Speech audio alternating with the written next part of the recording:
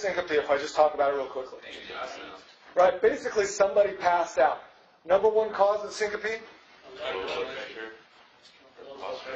Right. It's either postural hypotension or some sort of vasovagal, they fainted.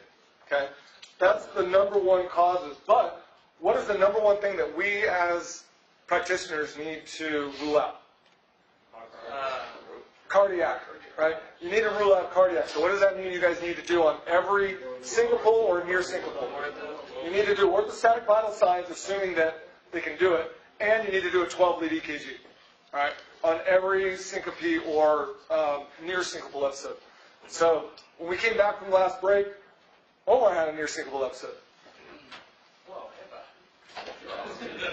Sorry, thought we were in a learning environment here.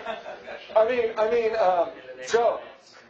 Yeah, so, he sat up and he felt lightheaded. Guess what? That's a near syncopal episode. It's a change in cerebral blood pressure.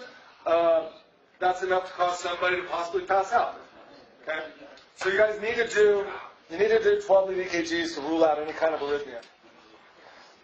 So how do you do orthostatic vital signs? You have to take a blood pressure in a lower position, and then you change position via stand up, you sit up, and then you retake it again after about a minute. Okay, so what's positive? Anything that's greater than 10 to 20 jump is a positive one. Okay, that's a general assessment, I think, of what most people use orthostatic vital signs. Now, let me ask you guys this that have done orthostatic vital signs. Do you wait at least a minute? In the field, probably not. Right? I'll tell you what, every time I've seen somebody do orthostatic vital signs, it's usually some medic that's like, hey, we got to make sure that we get orthostatic vital signs. Nobody really does it correctly. True orthostatic vital signs need to be over 3 minutes. Nobody's going to wait 3 minutes on scene, right? So make sure you're doing them for at least a minute. At the very minimum, for orthostatic vital signs, you need to go from a supine position, you're going to take a blood pressure, and you're going to go to a standing position, and you're going to look for changes in systolic blood pressure.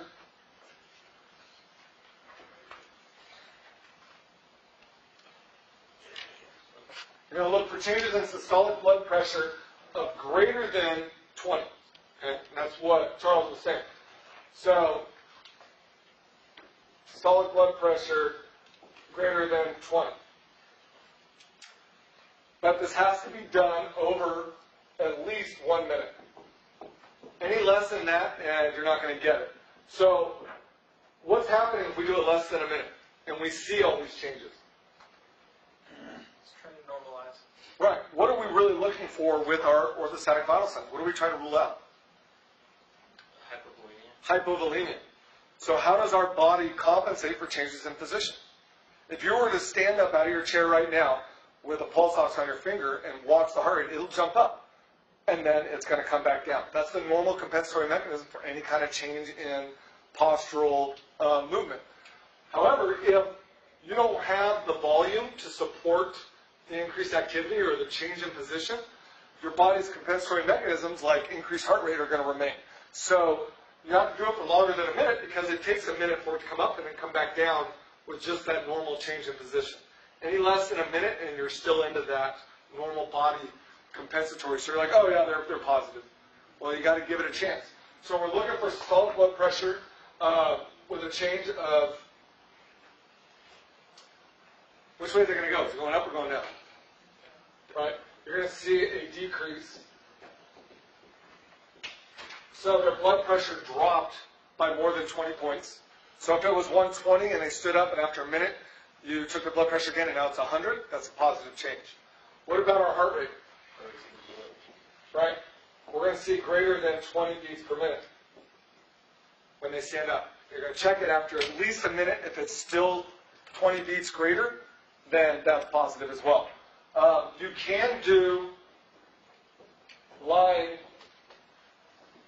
to sitting to standing, again with at least 1 minute in between. And now you're looking for changes of greater than 10 in those vital signs.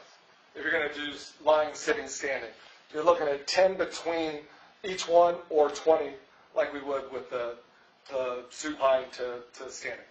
Okay? Those are your orthostatic vital signs. I would just say a lot of people just don't do them correctly in the field. If you're not doing them correctly, then why do them? Is it a valuable assessment? Absolutely. Absolutely. If you get somebody that had a syncopal episode because it's hot outside, they haven't been drinking water, maybe they were up all night drinking and they're hungover, you do orthostatic vital signs on them and they come back positive, pretty good differential diagnosis right there that we're probably dealing with dehydration, hypovolemia. We start looking at skin turgor, right? Start looking at, their moisture level of their mucosa and their gums. All right, hey, it's starting to kind of put things together. Now what are we going to do for a treatment? Going to give them fluids, right? Go ahead and give them a fluid challenge or a fluid bolus of at least 250 milliliters and see if they feel better, right?